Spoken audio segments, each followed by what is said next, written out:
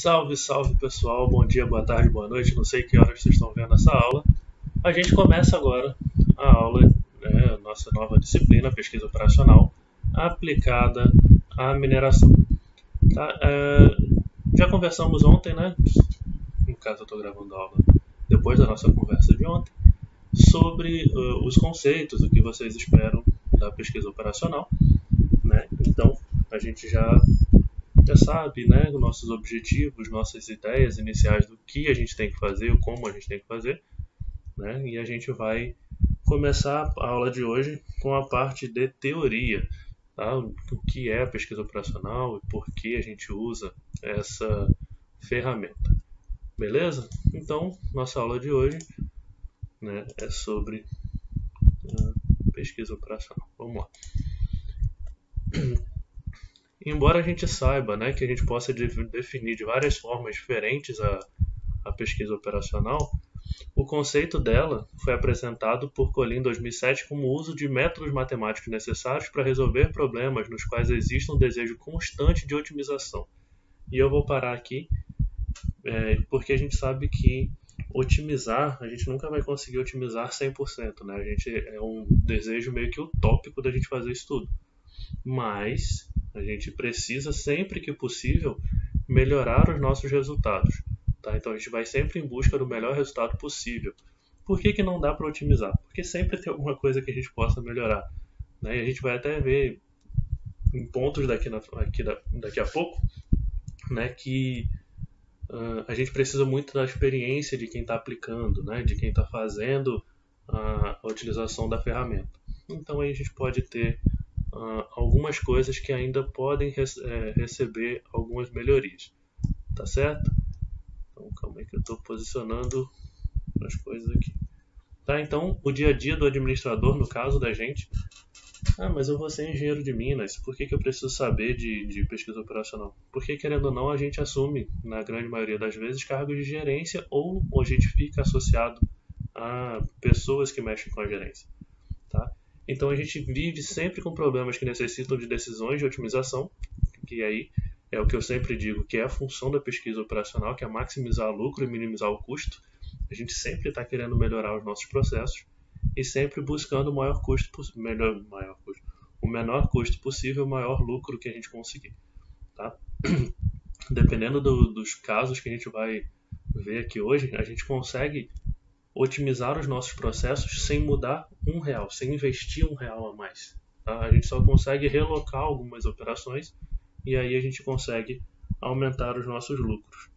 Tá? Então, essa é a grande função da pesquisa operacional. Então, desde o início da Revolução Industrial, o mundo presencia um crescimento extraordinário no tamanho e complexidade das organizações, e pequenas oficinas de artesão evoluíram até corporações bilionárias de hoje em dia. Né? O que me lembra bem, né, é o caso do pessoal lá da Ferrari e Lamborghini, né, que o Enzo Ferrari dizia que o pessoal da Lamborghini só fazia trator, e aí com essas evoluções extraordinárias, hoje a Lamborghini é uma concorrente diretamente das Ferraris, né? E assim a gente tem também nas nossas operações. Quem consegue, né, ter essas evoluções nas corporações, né, tendem a ter melhores resultados. Na administração tem, por exemplo, a teoria das contingências, que diz que em todas os empreendimentos, as empresas, elas estão em constante evolução. Só que se você acompanha a evolução do mercado e ainda se inova com relação a ela, a tendência é da gente ter cada vez resultados melhores e empresas mais fortes.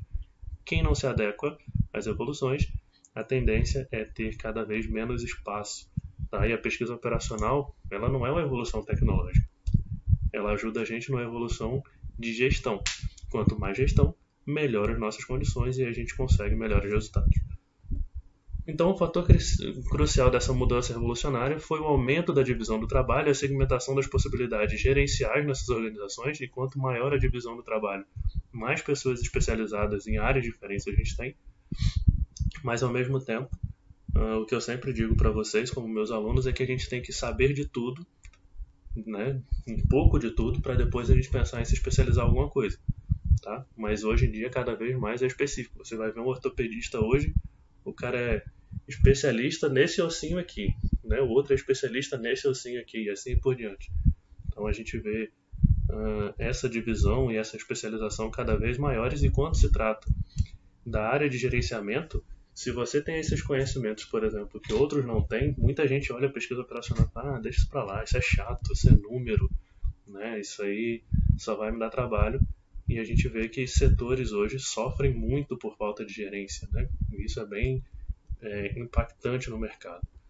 Então, à medida que aumenta a complexidade e a especialização, torna-se cada vez mais difícil alocar recursos disponíveis para diversas atividades de maneira mais eficiente em toda a organização. Vamos considerar aqui, vamos falar do setor de rocha ornamental, que é o forte do Espírito Santo, né, onde a gente está. E a gente tem, por exemplo, no beneficiamento, serragem, polimento, né, resinagem. Vamos parar nesses três. Dependendo de como a gente faça, pode ser que a gente esteja alocando muito mais recurso, por exemplo, na compra de um multifio de 68 fios, os fios cada vez menores, os cortes mais precisos, e a nossa resinagem é ruim, né? Nossa resinagem usa produtos químicos que eles são caros e não são eficazes, e aí a gente fica cada vez mais difícil. Por conta dessa especialização, a pessoa que está lá na resinagem ela não é boa o suficiente para que todo o processo corra bem, né? Então isso é um problema que a gente deve controlar, tá? E esse tipo de problema e a necessidade de encontrar o melhor caminho para solucioná-los criaram as condições necessárias para a pesquisa operacional, que é o que a gente vai falar aqui, né? Eu já apresentei para vocês anteriormente o plano da disciplina, a gente vai falar de pesquisa operacional, planejamento, programação linear, não sei porque veio planejamento na minha cabeça, né? E a gente vai falar sobre designação, problema de transporte e PERT e CPM também nessa disciplina, né? Então, por definição, PO é o método científico com o objetivo de prover departamentos executivos de elementos quantitativos para a tomada de decisão, ou seja, a partir de agora nós vamos ter tomadas de decisão, que é bem importante para a gente. Quem está em cargo de gerência tem a decisão na mão, tá? Então, a gente precisa que as nossas decisões sejam feitas de forma consciente e que isso vai gerar maiores condições para que a gente maximize os lucros, minimize os custos, tá? Isso tudo com relação às operações sob o seu controle. Quanto mais a gente tiver as nossas operações controladas, a nossa tomada de decisão tende a ser melhor, tá? O Elrich, por exemplo, ele fala que o PO é uma metodologia para estruturar processos aparentemente não estruturados por meio da construção de modelos. Ou seja, você pega aqueles dados que estavam todos jogados e você coloca todo mundo no mesmo pacote para avaliar, tá? Então, utiliza um conjunto de técnicas quantitativas para resolver aspectos matemáticos dos modelos. E aí você consegue, através dessa reunião, fazer modelos matemáticos que eles sim tendem a ser muito bem executados, e aí a gente consegue controlar as nossas operações, tá? Hoje em dia a gente usa o termo Operations Research, tá? Pesquisa operacional, com o significado de um método científico para tomada de decisão que busca determinar como melhor planejar e operar um sistema, usualmente sob condições que requerem alocação de recursos escassos. Tudo nosso é escasso, tá? Tempo, por exemplo. A gente tem 24 horas por dia, né? E se a gente colocar, por exemplo, uma máquina que está trabalhando, voltando para rochas ornamentais, eu sei que minha politriz, por exemplo, ela só trabalha 16 horas por dia, né? Tem o tempo de parada, eu não posso deixar ela trabalhando 100% do tempo e tal.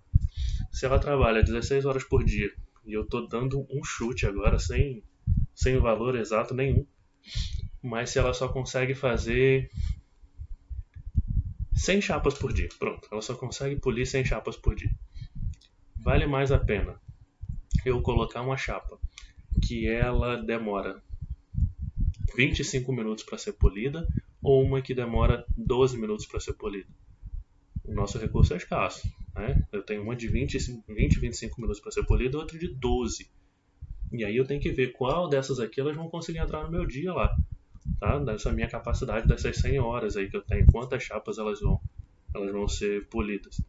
E aí eu tenho que ver essa quantidade, ver qual das duas vale mais a pena eu estar fazendo, mais de uma ou mais de outra, mas também aí, logo mais na frente, a gente vai começar a ver que uma custa X, outra custa Y, só que na hora de vender, eu vendo uma por um preço e outra pelo outro. Já começa a ter uma complexidade de ações aí no meio dessa brincadeira. Beleza? Então, a gente tem sempre o recurso escasso, nosso porquinho sempre está ali vazinho e a gente precisa encher o porquinho, né? E como eu acabei de citar para vocês o exemplo do polimento, a gente tem uma necessidade, a gente tem uma possibilidade de melhorar toda a nossa produção, de nosso processo, sem envolver custo. A gente simplesmente vai olhar quem é melhor entre A ou B, tá? E aí a gente faz essa nossa gerência que a gente tem aqui pela frente, né? Então a gente sempre está querendo maximizar as nossas operações, tá? Então, o trecho pesquisa do termo significa que a pesquisa operacional usa uma abordagem que lembra a maneira pela qual são conduzidas as pesquisas em campos científicos usuais, onde a gente vai aplicar teorias e formulações já existentes, tá? Em um grau considerável, o método utilizado para investigar o problema empresarial, que de fato as expressões ciências da administração é algumas vezes usada como sinônimo de pesquisa operacional, tá? Mas ainda assim, a gente vai utilizar esses problemas, essa investigação dos problemas empresariais, mas com foco na gestão de processos que a gente vai estar trabalhando agora. Tá bom? Então, o objetivo da PO é encontrar uma solução que a gente chama de solução ótima para um modelo que representa o problema considerado. E aqui é importante a gente lembrar por que quando eu falei que a otimização é quase utópica de achar. Porque a gente vai fazer um modelo. E o modelo é algo que simplifica ou que representa alguma coisa, mas não é 100% daquela coisa. Tá? Então, a gente vai tentar uma solução ótima para aquele modelo que a gente vai realizar. Então, para um problema de pesquisa operacional, a gente pode ter mais de uma solução e a gente sempre tem que buscar a que melhor representa, né, a solução para o nosso sistema. Então, por isso que a gente vai procurar uma solução ótima. Vamos ter várias soluções, mas aí a gente vai analisar qual delas apresentam para a gente ou o máximo de lucro ou o mínimo de custo se a gente estiver olhando um ou outro. Tá? Então, quando é dito uma melhor solução ao invés da melhor solução, é porque a gente pode ter várias soluções, onde cada uma pode ser considerada a melhor, dependendo do nosso ponto de vista. Tá? Então, a gente sempre vai ter uma melhor solução possível para aquele problema. Ou seja, ao invés de tentar melhor o status atual, a gente pode identificar qual é o melhor caminho a percorrer. Por exemplo, a gente vai ver nos casos mais simples, né, que a gente tiver duas variáveis só, a gente consegue até fazer pelo método gráfico, né? E a gente vai falar sobre isso depois, a gente vai analisando um caminho preferencial e por esse caminho preferencial a gente vê os pontos extremos, né? E ali a gente consegue ver o melhor caminho a ser percorrido para achar o valor exato. O que você está falando? Em breve vocês vão entender isso aqui, tá? Então a gente sempre vai estar em busca da utilidade, tá? Que a gente vai sempre estar procurando o melhor resultado possível, que ele é o mais importante da nossa pesquisa operacional. Então, como objetivo clássico que a gente tem, a gente vai buscar uma solução ótima e a gente vai estar usando modelos para identificação do problema, tá? Que a gente vai buscar um modelo para identificação do problema certo e avaliação da decisão que a gente está fazendo. A gente vai achar um resultado e depois a gente vai avaliar se esse resultado ele é bom ou não. Tá? A gente vai fazer uma espécie de validação do nosso processo. Então, nesse caso, a gente precisa muito de experiência e intuição para a gente identificar o problema. A gente vai, através dele, pegar as informações necessárias para esse nosso problema. Tá? A gente vai fazer uma modelagem e solução do que a gente está fazendo para depois chegar no resultado ótimo, tá? Que a gente pode aceitar ou recusar. Esse resultado ele é bom o suficiente ou não? E aí que entra a nossa experiência e intuição para ver se isso está funcionando perfeitamente ou não. Quanto ao gerencial, eu vou identificar o meu problema, eu vou encontrar as informações necessárias, vou fazer uma modelagem de solução e nessa modelagem de solução eu vou analisar se as informações são relevantes ou não. Tá? Se elas forem relevantes, esse meu modelo ele está ok, e aí eu posso passar para o meu resultado ótimo. Saindo do meu resultado ótimo, eu vou com novas percepções, através da minha experiência e intuição, ver se a minha modelagem e solução estão ok, e se o resultado ótimo também vai atender o que eu quero. O problema está correto? Se não, eu volto para a identificação do problema. Se sim, eu aceito ou eu recuso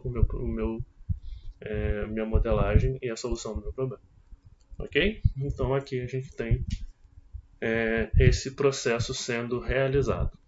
Tá? Como as etapas do processo, a gente tem a identificação, a definição do nosso problema.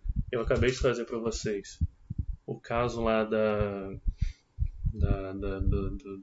polimento, né? Quase que não saiu. A gente teve o polimento a ser estudado. Tá? Depois disso a gente faz a coleta dos dados. Eu trouxe para vocês o caso aqui da capacidade que ele tem de estar funcionando e o tempo de cada tipo de rocha que vai ser polido. Tá? A formulação do problema, então eu sei a quantidade de horas que ele vai estar funcionando, quantas chapas podem ser produzidas se for só de uma ou só de outra, e depois a gente vai começar a fazer essa relação. Tá? Essa relação, através do modelo científico, de quanto de um, quanto de outro eu posso até chegar ao resultado ótimo. Tá? Eu faço as minhas experimentações e testes para ver se isso tudo está dentro do esperado. Eu faço as modificações no modelo se eu achar que alguma coisa não está correta. Por exemplo, não são mais 12 minutos que demorava a outra, são 10 minutos e 25 segundos. Então eu faço essa minha modificação se necessário for. Tá? Eu faço a minha validação no modelo, vejo se está tudo ok. Faço a aplicação, a implementação, e aí eu faço a fase de testes para ver se realmente está funcionando, para eu chegar à minha avaliação final e acompanhamento da solução. Não é só formular e fazer as modificações e aplicar. Eu tenho que acompanhar essa minha solução para ver se está tudo indo de acordo. Tá? Porque senão era muito fácil. Eu faço, deixo para lá, deixo para o próximo e vida que segue. Não, eu tenho que avaliar, eu tenho que sempre estar cuidando desse meu procedimento. Tá bom? Então, como definição do problema nas etapas, a gente sabe que essa é a etapa crucial, pois ela afeta enormemente quão relevantes são as conclusões do nosso estudo. Se minha definição for ruim, o meu estudo ele vai ter uma conclusão ruim. E ele é difícil obter uma resposta correta se o problema é incorreto. No direito, por exemplo, tem até um termo que eles usam para uma prova que ela é gerada ilegal, por mais que seja uma prova real, que eles chamam de o fruto da árvore da raiz envenenada. Pronto, saiu. Ou seja, por mais que o fruto possa ser bom, a raiz está ruim, isso quer dizer que nada ali vale a pena você continuar. E pra gente aqui é basicamente a mesma coisa. Né? Se a gente tem um problema errado, a nossa resposta nunca pode ser considerada como certa. Tá? E a gente precisa determinar os objetivos apropriados para um aspecto muito importante na definição do nosso problema. O que eu quero realmente desse problema? Quero maximizar alguma coisa? Quero minimizar outra? Quero analisar os meus mix de produtos, por exemplo? Isso que a gente precisa ter muito cuidado. Então, a PO ela busca soluções que são ótimas para a organização como um todo, em vez de soluções subotimizadas que são boas apenas para um membro. Então, toda vez que a gente trata de PO, é um processo global, não é pontual. Tá? Como eu falei para vocês, o beneficiamento ele tem várias fases. Eu não vou simplesmente pensar ali só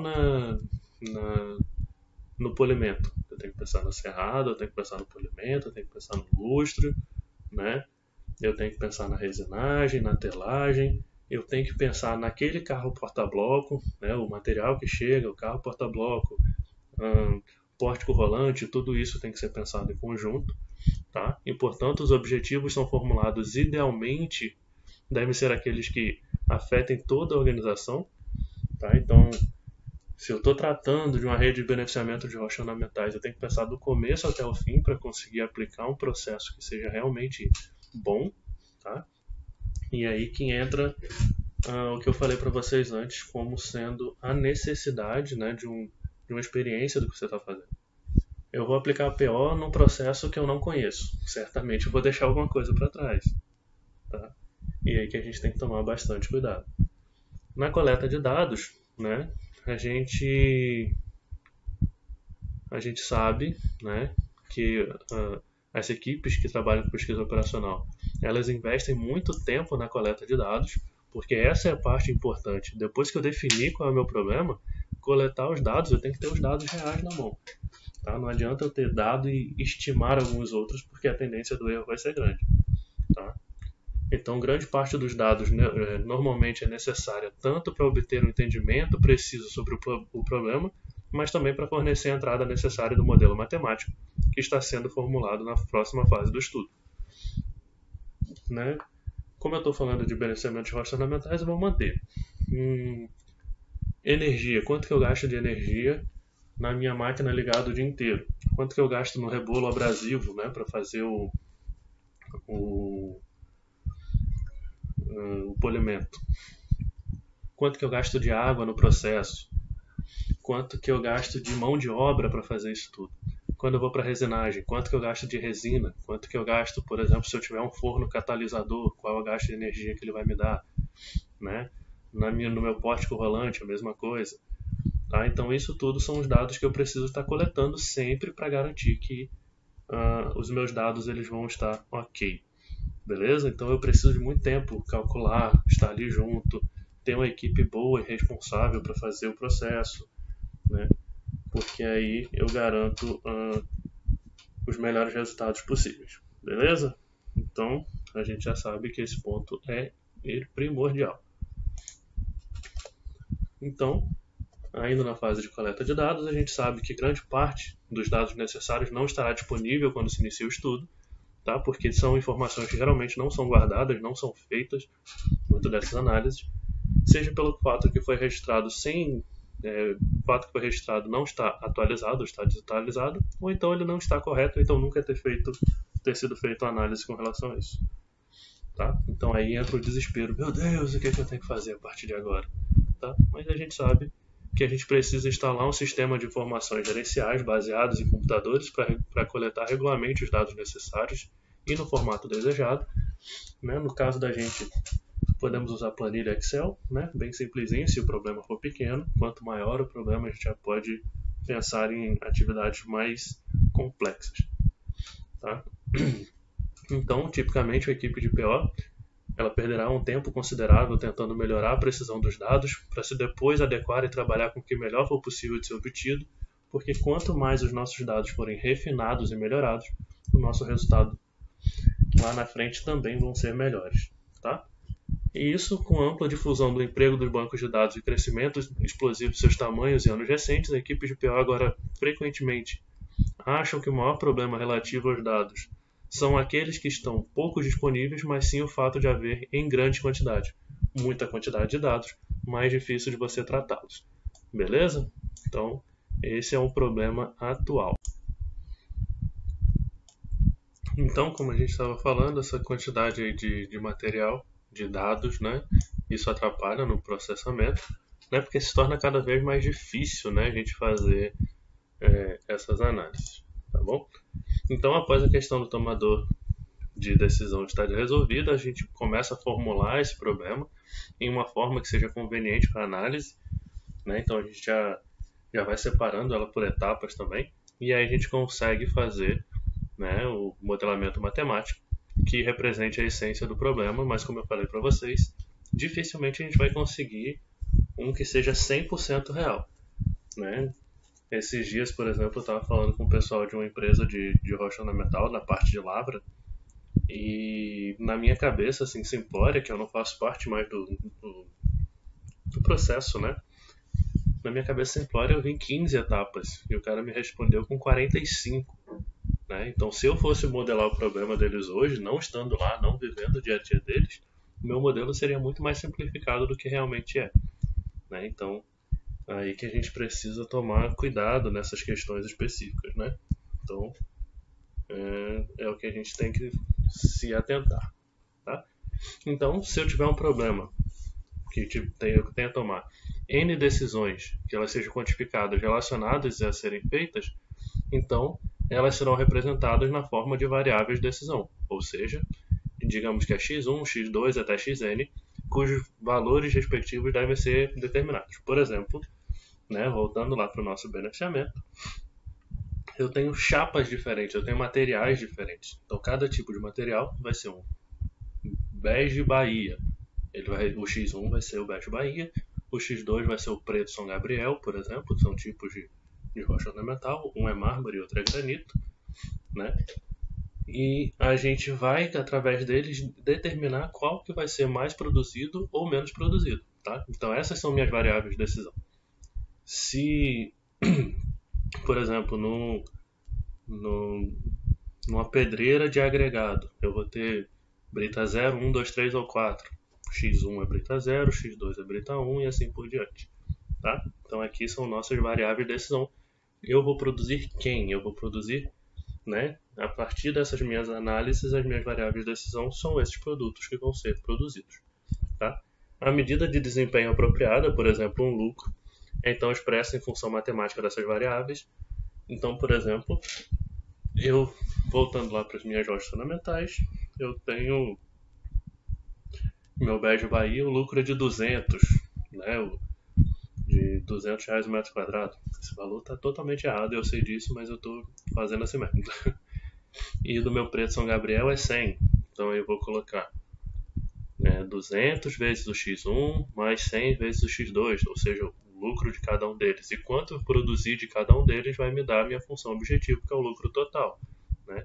Nesse caso aqui representado, o produto X1, né, tem um lucro de 3, o produto X2 tem um lucro de 2, o produto XN tem um lucro de 5. E quanto de cada um eu produzir, eu vou atingir essa minha função aqui, minha função objetivo. Tá? E aí, dependendo do caso, eu posso maximizar a minha função objetivo ou minimizar a minha função objetivo. No caso, por exemplo, se eu quero reduzir custo, o custo para produzir X1 é de 3, o custo para produzir X2 é de 2 e o custo para produzir XN é de 5. Tá? Então aí vai depender de como eu estou tratando essa minha função objetivo. Tá bom? Então, quaisquer restrições de valores que podem ser atribuídos a essas variáveis de decisão também são expressas na forma matemática, tipicamente na forma de desigualdades ou por equações, por exemplo, que eu tenho. Eu tenho aqui minhas variáveis de restrição. Eu vou chutar que a quantidade de chapas que chega para mim é de 300 metros quadrados, 300 chapas. Né? Então eu vou dizer que x1 mais x2 é menor ou igual a 300. Eu posso chegar a 300, mas eu não consigo passar de 300. Eu posso ter entre 0 e 300. Tá? Aqui, por exemplo, ele fala de x1 mais 2x1 mais 3x1 x2 mais 2x2 menor ou igual a 10. Então nessa combinação aqui eu tenho menor ou igual a 10. Tá? E essas expressões são para as limitações, são normalmente denominadas de restrições do sistema. Eu sei, por exemplo, que lá na minha politriz, a minha restrição que eu dei para ela é a quantidade de horas que ela pode trabalhar por dia. Tá? Então, se ela tem uma capacidade máxima por dia, essa é uma restrição do problema, que é a questão das horas. Tá? Então, nesse caso específico aqui, eu tenho uma função objetivo, que eu quero maximizar essa minha função objetivo, sujeita a essas restrições. Tá? Onde essa minha restrição, que eu já tinha falado para vocês antes, sendo que x1 ou x2 eles sempre tem que ser maior ou igual a 0. Eu não tenho menos 2 produtos. Tá? Então, não tem como eu ter menos 2 chapas. Isso não faz parte do processo. Ou eu tenho 0 ou eu tenho 1 milhão. Menos 2 não dá. Então, sempre quando a gente for fazer as nossas restrições, a gente vai colocar, né, nessas nossas variáveis de decisão aqui, tá? A gente vai colocar sempre maior ou igual a 0. Então a gente sabe que as constantes, a saber os coeficientes e os lados direitos das nossas funções, nas restrições e nas funções objetivos são denominados como os parâmetros do modelo. Tá? Então sempre que o que está ali na nossa direita são os nossos parâmetros do nosso modelo estudado. E o modelo matemático poderia então nos dizer que o problema é escolher os valores das variáveis de decisão de forma a maximizar a função objetivo sujeita às restrições especificadas. Então é bem importante a gente estar bem lembrado o que são as nossas variáveis de decisão, as nossas funções objetivos e as nossas restrições para que nós possamos modelar os nossos problemas. Tá?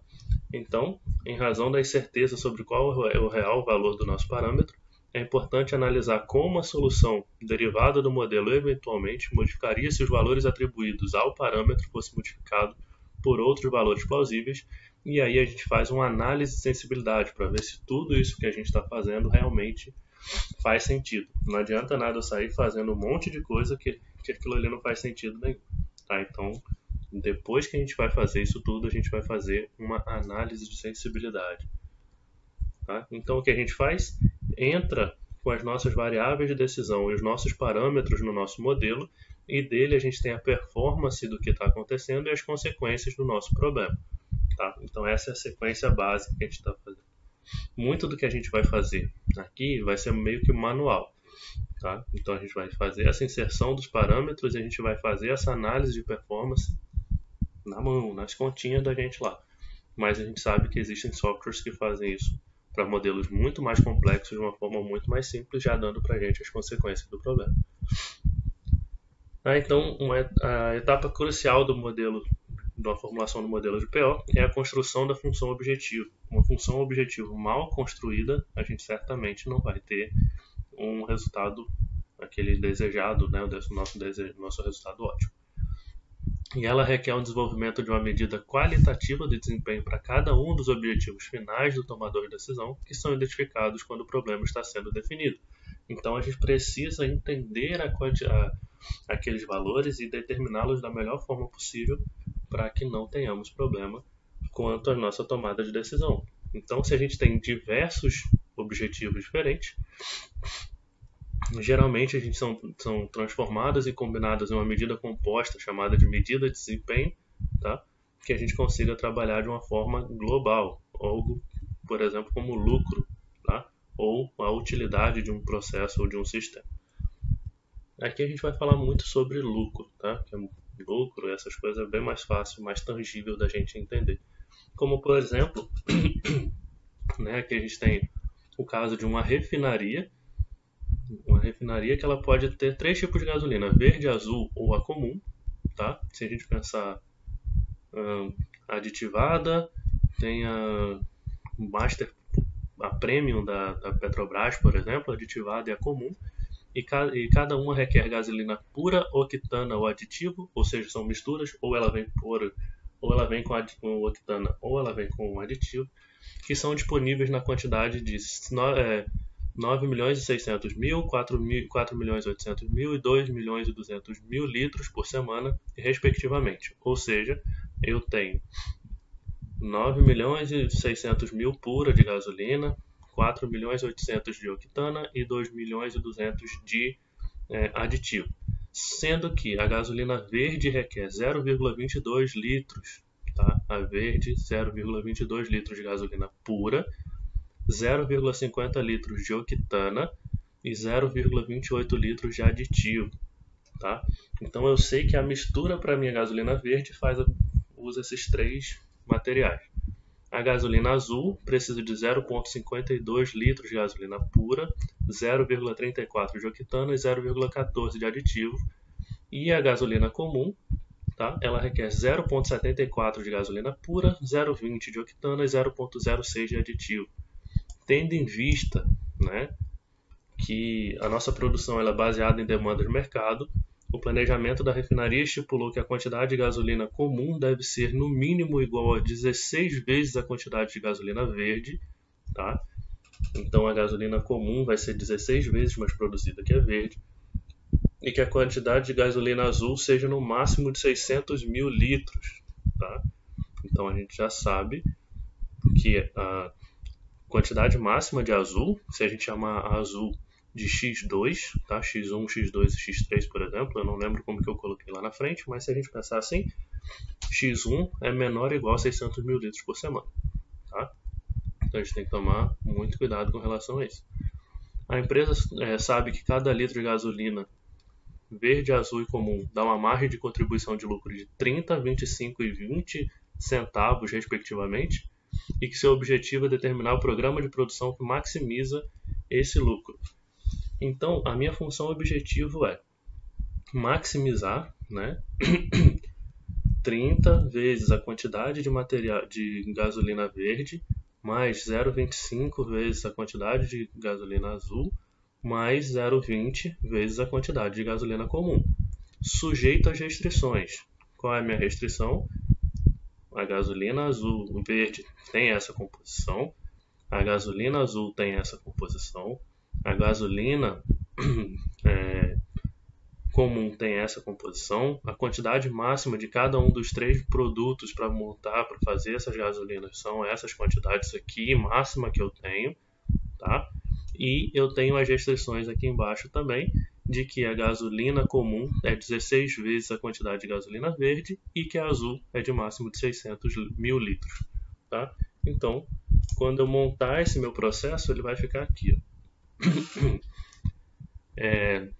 X1 a quantidade de gasolina verde, X2 a quantidade de gasolina azul, X3 a quantidade de gasolina comum, tá? E eu quero maximizar esse produto aqui, tá? Sujeito à restrição. Essa aqui é a quantidade máxima que eu tenho de gasolina pura, ou seja, naquela descrição dos produtos que eu tinha, quem usa gasolina pura? A X1 usa 0,22, a X2 usa 0,52 e a X3 usa 0,54. Gasolina pura, azul, verde e azul. E assim eu fazendo essas distribuições para cada uma dessas, eu chego à quantidade máxima que eu tenho, por exemplo, de gasolina pura, quantidade máxima que eu tenho de gasolina de produto gasolina pura, de octana e de aditivo, sabendo que 16 vezes X1 é igual a X3, porque X3 é 16 vezes X1, isso tem que ser menor ou igual a zero, e X2 é menor do que 600 mil litros por semana, tá? Então, através desses valores, eu consigo ver quanto de X1 eu vou estar produzindo, quanto de X2 eu vou estar produzindo, quanto de X3 eu vou estar produzindo, e aí eu consigo maximizar o meu lucro semanal. Ficou claro para vocês? Se não ficou, eu sugiro que vocês dividam a tela, voltem um pouquinho o vídeo, vejam quais são os dados do problema para vocês verem o modelo matemático como fica na sequência, tá? Mas aí a gente tem 3 tipos de gasolina, 3 composições diferentes com 3 tipos de produtos para cada uma delas, e aí a gente consegue chegar na nossa função objetivo, que é maximizar o lucro dessa refinaria, tá? Um exemplo 2, a gente tem uma mineradora que ela trabalha com 2 teores, T1 e T2.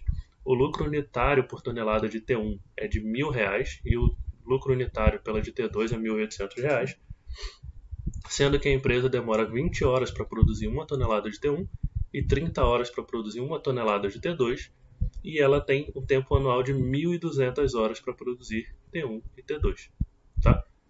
Então, a gente tem essa demanda esperada para cada produto, é de 400 toneladas de T1 e 300 toneladas de T2, e a gente precisa montar um modelinho para isso aqui. Então, a minha função objetivo é 1.000 vezes a quantidade de T1, né, mais 1.800 vezes a quantidade de T2, sendo que eu vou estar sujeito a restrições, tá, que eu preciso de 20 horas para produzir T1, 30 horas para produzir T2, o máximo que eu tenho é de 1.200, tá? Então, se eu produzir só T1, eu vou ter T1 20 vezes o X1, ou T1, vai dar 1.200. Se eu produzir só o T2, eu vou ter 30 vezes T2, vai dar 1.200, tá? Então, seria 40 toneladas de um, e no caso aqui seria por volta de 60 toneladas de cada um. E aí eu poderia ter os meus lucros se eu produzisse só um deles, mas a demanda esperada que eu tenho aqui é de 400 toneladas de T1 e 300 toneladas de T2 para que a gente possa ter cada um. Então esse aqui é o nosso modelinho, né? Então eu botei como x e y aqui a tonelada esperada que a gente tem, né? Então descrevi o problema e fiz a minha função objetivo, tá? Onde eu tenho x e y, 1.200, né? É o tempo total que eu tenho, as minhas restrições. Aqui é 1.200, não 12.000, tá? essa minha questão de toneladas aqui, o x tem que ser menor que 400, y menor que 300 e o x e y menor ou igual, maior ou igual a zero. Tá? Então, essas aqui são as minhas, minha função objetivo, minhas restrições, né, para o meu problema. O problema até é simples esse aqui, dá para a gente resolver rapidamente, mas a gente sabe que essa aqui é uma função bem mais simplificada de uma pesquisa operacional, mas que não vai ser tão simples assim os nossos problemas lá na frente. Tá?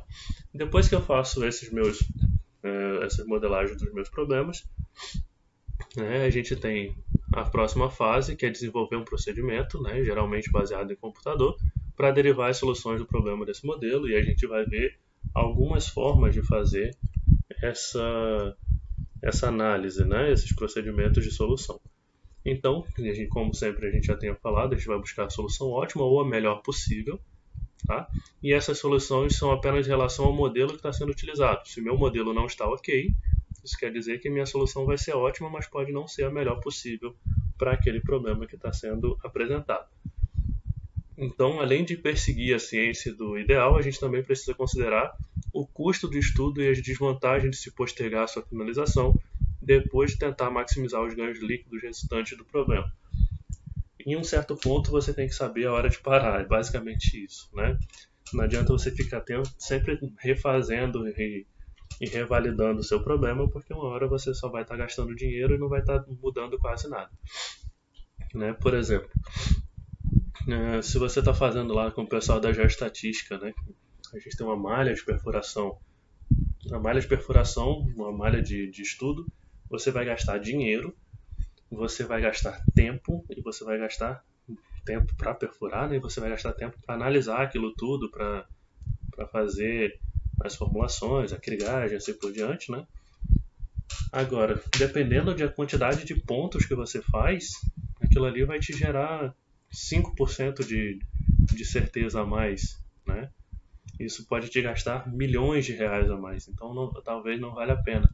Então a pesquisa operacional pode ser até aplicada ali. Até onde vale a pena eu perfurar para eu ter uma melhoria do meu resultado final, da minha estimativa. Porque o erro vai acontecer, Mas o meu erro, se a minha margem de erro, por exemplo, é de 2, 3%, talvez não valha mais a pena eu estar gastando tanto para fazer a perfuração.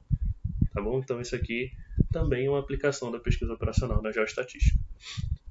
Tá? Então, quando a gente ao reconhecer esse conceito, a gente pode utilizar os procedimentos heurísticos, que tem procedimentos desenvolvidos intuitivamente que não garantem a solução ótima para a gente encontrar uma solução subótima. Tá? Então, é importante a gente também saber que às vezes a subótima ela pode ter um valor aceitável.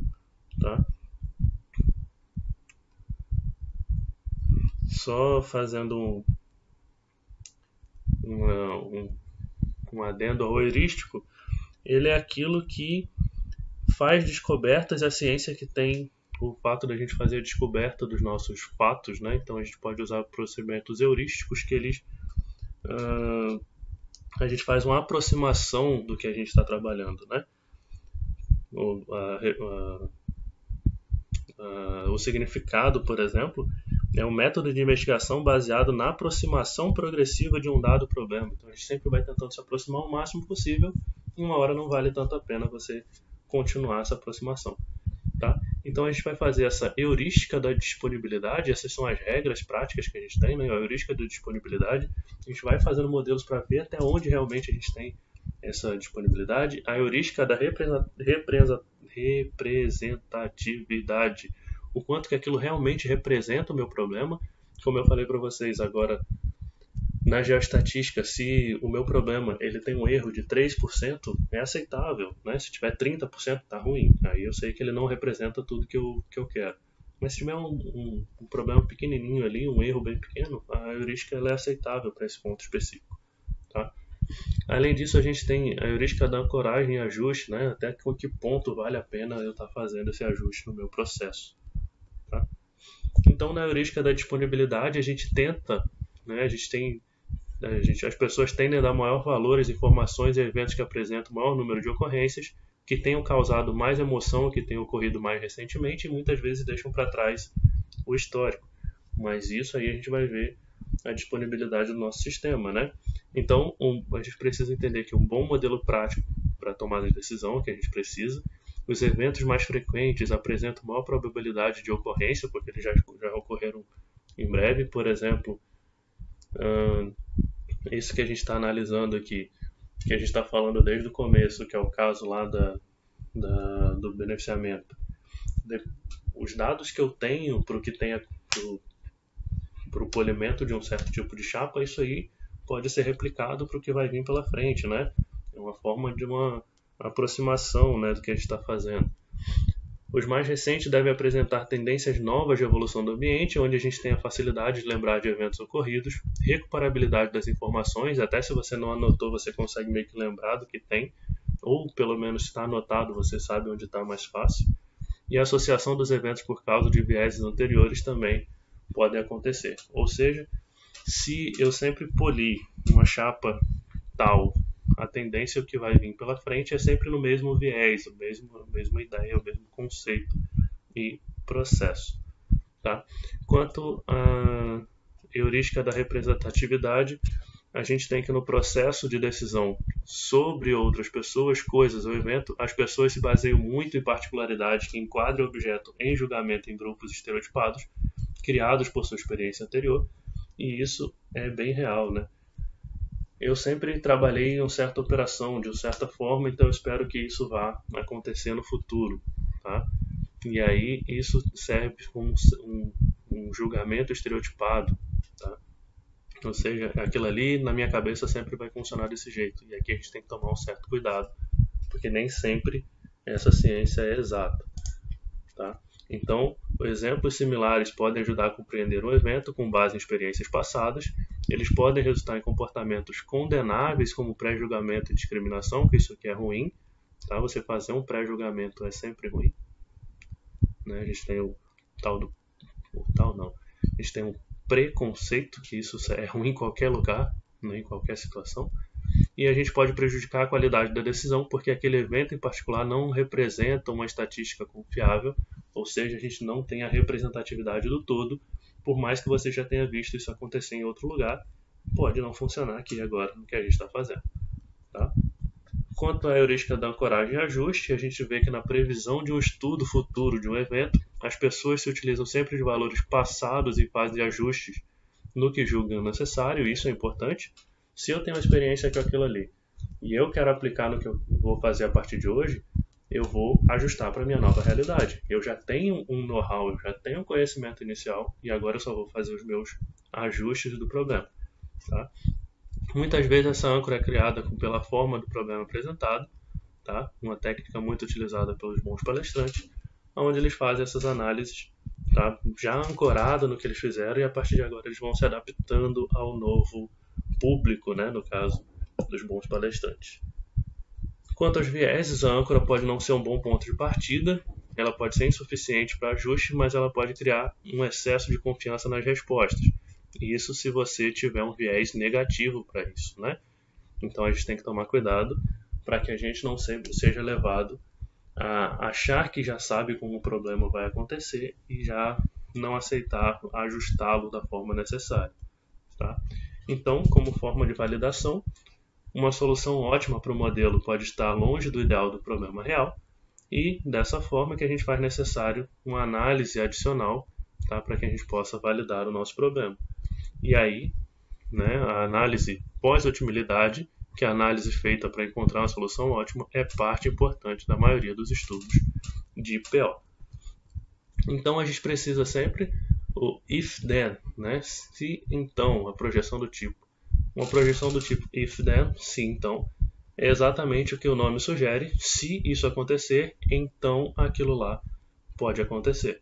Tá? Então, em termos definidos no modelo de todas as relações entre as variáveis, podemos ter uma análise de comportamento das variáveis de saída a partir de diferentes entradas, e esse tipo de projeção permite que a gente faça uma análise de sensibilidade do modelo, isto é, o quanto e o quão proporcional ao resultado final é alterado a partir de pequenas alterações nos valores das variáveis de decisão. Vamos fazer o if-then aqui rapidinho entre a gente? Estou ligando o computador na tomada.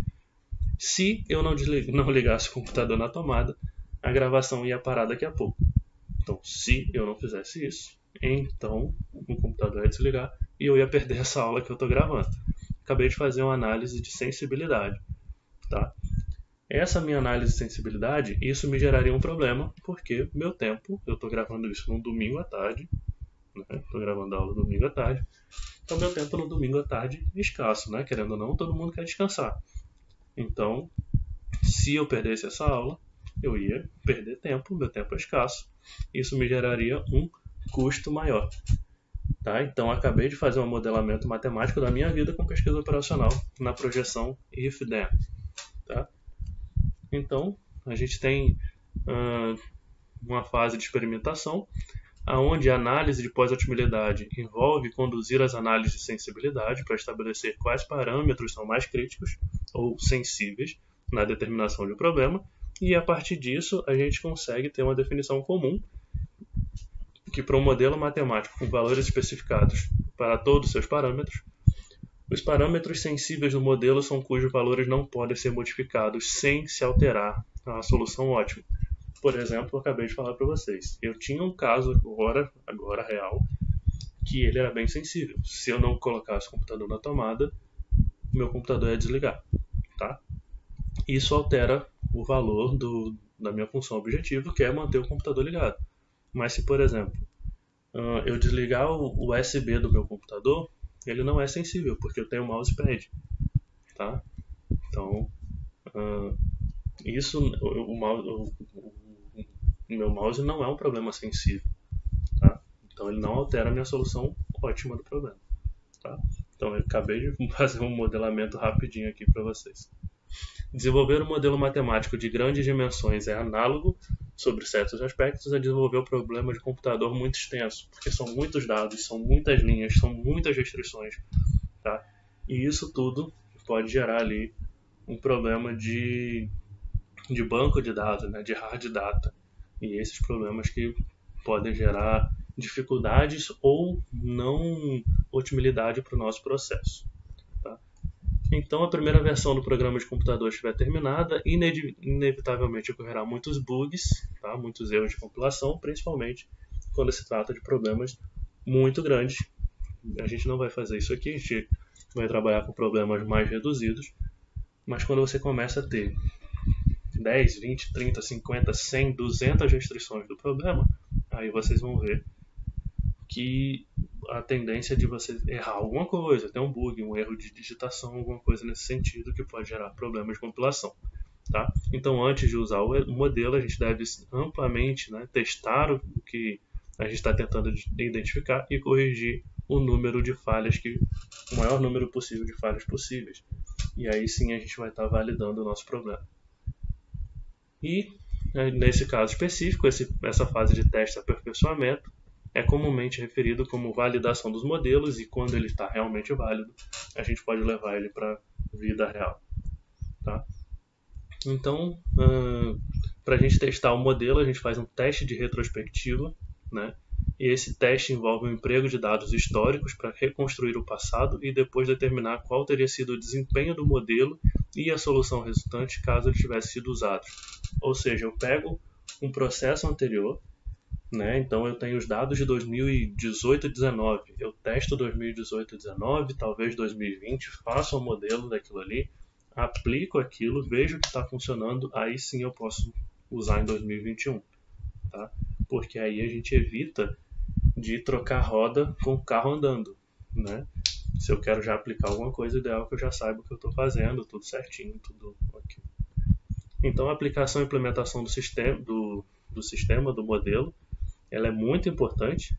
Tá? Depois que eu desenvolver a aplicação do modelo, a gente precisa implementá-lo, tá? De forma prescrita pela gerência, e essa é uma fase crítica porque até aqui, somente aqui a gente vai ter realmente os frutos do nosso problema.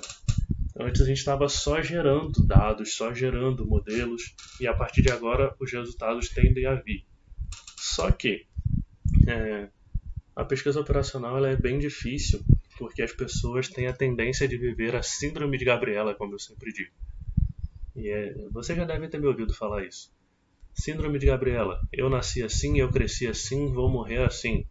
Tá? E essa síndrome de Gabriela ela é muito difícil, porque quando você vem com esses modelos diferenciados, esse processo, as pessoas ainda são meio que duras, né? Não estão muito abertas a essas novidades. Mas quando a gente começa a apresentar esses dados, né, esses resultados dos frutos que a gente tem aqui, aí as pessoas podem aceitar um pouquinho mais o que a gente está fazendo. Tá? Mas ela é uma fase crítica, porque você produziu tudo e se os resultados aqui não forem bons, isso quer dizer que seu modelo não funcionou e você tem que refazer tudo aquilo que você já passou bastante tempo fazendo. Tá? E aí a gente passa para a parte do acompanhamento. Já testei, já coloquei em prática e agora eu vou acompanhar, tá, o novo sistema que está sendo usado. E é importante sempre ter o feedback de como o sistema vem comportando e as suposições do modelo continuam sendo feitas para que a gente sempre esteja trabalhando em melhoria contínua. Tá? Então, nesse caso, a gente, quando tem desvio significativo das suposições iniciais, o modelo deve ser revisto para determinar se é necessário fazer alguma modificação e sempre que novas situações ocorram, a gente precisa refazer. Vamos pensar num processo, né, que eu tenho até falado bastante, o processo de mine to mill, por exemplo, da mina ao beneficiamento, no caso, né, que é da mina à britagem, né, com minuição.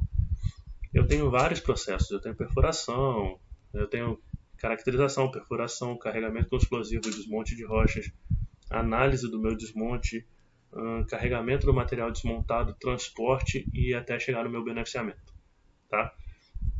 Se, por exemplo, a minha estrada ela muda de angulação, eu mudei um dos valores do meu processo. Se eu mudei um dos valores do meu processo, todo mundo vai mudar. Porque se eu mudo a angulação, por exemplo, a resistência ao rolamento de uma via, tá? A resistência ao rolamento de uma via era de 2%, passou para 4%. Minha via tinha 8 graus. A resistência ao rolamento funciona como um plus, um somatório nessa angulação da minha via. Ela tinha 8% com 2 graus com 2%, né, de resistência ao rolamento, agora ela tem 4. Então é como se minha via tivesse 12 graus de inclinação. Isso faz com que o meu equipamento rode mais devagar, isso faz com que o meu tempo de ciclo aumente, isso faz com que a produtividade baixe. Então eu mudei todo mundo, eu tenho que refazer meu modelo. Tá bom? Então isso tudo é bem importante que a gente tome cuidado com relação à pesquisa operacional. Gleicon, o que você falou aí? Isso é o princípio de construção de estrada de mineração, tá, pessoal? Minha via, ela pode ser inclinada, tá? O ideal é que ela vá de 8 a 12 graus, mas geralmente o que a gente não quer muito passar disso. E a resistência ao rolamento, por exemplo, é se o pneu consegue rolar normalmente, se tem ondulações na via, tá? Se a via ela é muito rugosa, o pneu gasta mais força para andar, se tem muita poeira, ele desliza e não atrita bem com o chão. Isso tudo é resistência ao rolamento. Tá bom? E aí, se eu faço esses acréscimos de resistência ao rolamento à minha inclinação de via, eu posso estar atrapalhando o meu processo de transporte. E aí eu estou gerando mais custo, então o meu custo ele vai aumentar, a tendência do meu lucro baixar, do meu tempo aumentar, então eu vou produzir menos e assim por diante. Beleza? Então, isso é uma questão de eu fazer esse acompanhamento. Mudou alguma coisa, eu preciso modificar o meu sistema. Então, no conceito da minha decisão, a decisão é um curso de ação escolhido por uma pessoa com um meio efetivo para a sua disposição para alcançar objetivos procurados. Então, eu sei a decisão. Aquilo ali para mim é bom? Eu estou decidindo que aquilo ali é bom, ok. Senão, eu vou ter que refazer. E quem vai tomar isso? Quem vai tomar essa decisão é o gerente, né? Então, aqui, quando eu era pequeno, não é da fase de vocês, tinha a porta dos desesperados, onde você tinha várias portas e tinha que tomar a decisão do que viria. Podia vir um monstro ou podia vir um prêmio. E aí você tem que saber o que você vai decidir. Só que antes a decisão era às cegas e agora as decisões elas são baseadas em números. Tá? Então agora você não vai decidir ao aleatório, você vai decidir sabendo o que você está fazendo. Tá? Então, a decisão é um processo sequencial, complexo, e ela envolve subjetivos com valores subjetivos e é desenvolvido em um ambiente institucional com regras definidas, ainda que não sejam rigorosas. Mas o mais importante é saber que a decisão é um processo complexo. Tá? Então, ela não é tão simples, mas quando você tem dados e valores que são formulados e validados, a sua decisão tende a ser mais simples. Tá? Então, como a gente já conhece isso tudo, a gente precisa saber onde que a pesquisa operacional ela pode ser aplicada. Tá? Então, por definição, a PO é utilizada como metodologia de aplicação, ou seja, alocação dos recursos existentes, a fim de maximizar os lucros, minimizar os custos envolvidos em uma operação qualquer. Isso a gente já falou no início da aula. Tá? Então, a gente sempre tem que saber que a gente vai alocar os nossos recursos, geralmente escassos, em algum lugar, visando uma melhoria, né, uma maximização de lucros ou minimizar os nossos custos. Segundo trabalhos da Sociedade Brasileira de Pesquisa Operacional, a gente tem algumas áreas onde a PO foi aplicada com algum sucesso e que observa-se a grande variedade dessas aplicações, como administração, agropecuária, economia e planejamento econômico, educação e saúde, energia e engenharia, forças armadas, que foi basicamente onde a gente começou com a nossa PO, investimentos e finanças, localização, armazenamento e distribuição, planejamento e controle de produção, planejamento urbano e regional, recursos hídricos, siderurgia, telecomunicações e transporte. Só aqui agora eu dei alguns exemplos para vocês. Falei da engenharia, lógico, beneficiamento de rochas. Falei da área de desmonte de rochas, num processo mais complexo. Falei do meu computador, né, com o caso da energia. Fiz um modelamento simplesinho. Eu posso falar da vida de vocês agora também, né? Vocês agora, praticamente final de curso, vocês têm tempo escasso, vocês têm um monte de coisa para estudar. E quanto mais vocês não conseguirem organizar o tempo de vocês, eu tenho academia, eu tenho curso de inglês, eu estou fazendo curso de não sei o que. Se o tempo de vocês, por exemplo, não for bem aplicado, a sua função objetiva, que é formar com qualidade de vida, não vai ficar muito bom, né? Então aí você tem que saber que você tem recursos escassos com relação ao tempo, com relação a dinheiro, com relação à saúde. Isso tudo é recurso escasso. Então a gente pode ver mais aplicações aí da pesquisa operacional, tá? Não tem aquela brincadeira que o pessoal fala, né? Quando eu era novo, eu tinha disposição, mas não tinha dinheiro. Eu tinha disposição e tempo, mas não tinha dinheiro, né? Quando eu fiquei adulto, eu ganhei dinheiro, mas não tinha disposição e não tinha tempo. Quando eu fiquei velho, eu tinha... eu acho que eles falam, eu tinha tempo, mas eu não tenho disposição e eu não tenho dinheiro, e assim por diante. Isso tudo, se a gente colocar isso como função objetiva, que é a quantidade de tempo, dinheiro e disposição, isso é minha função objetiva e eu tendo a querer maximizar. Acabei de criar uma relação de pesquisa operacional, um modelo para a nossa vida, né?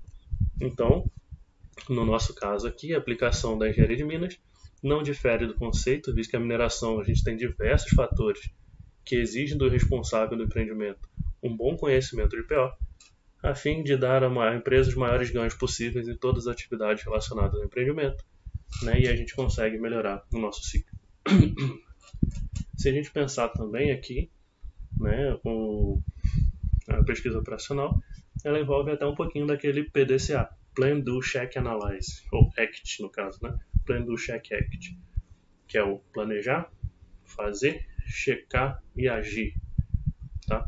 Só que a gente faz esses 4 sentidos do nosso ciclo PDCA, aplicando os valores para aquilo ali para tomada de decisão, tá? Então a gente usa um pouquinho do PDCA nesse meio tempo também, tá? A APO pode ser aplicada na mineração desde a fase do planejamento, com a alocação adequada de equipamentos para realizar pesquisa na área desejada, chegando até a fase de transporte do material para o mercado consumidor. E eu dei um caso, por exemplo, na fase do planejamento eu falei de pesquisa mineral, falei de geoestatística, falei um pouquinho da parte de lavra, né? Falei um pouquinho do outro assunto de beneficiamento, mas a parte de transporte também foi o que a gente citou ontem, né? O que a gente citou na nossa aula ao vivo ali, quando a gente fala da alocação, da designação de equipamentos, por exemplo, de caminhões, né? E aí a gente consegue destinar melhor os nossos materiais. Isso tudo é uma aplicação da pesquisa operacional. Tá? Aqui a gente pode ver, por exemplo, a perfuração, né, acontecendo, e vem aquela parte da pesquisa mineral que eu falei para vocês. E embaixo a gente tem um caminhão, né, um fora de estrada aí. E dependendo de como a gente vai trabalhar, a gente pode estar aumentando ou reduzindo os custos relacionados a ele também. Tá?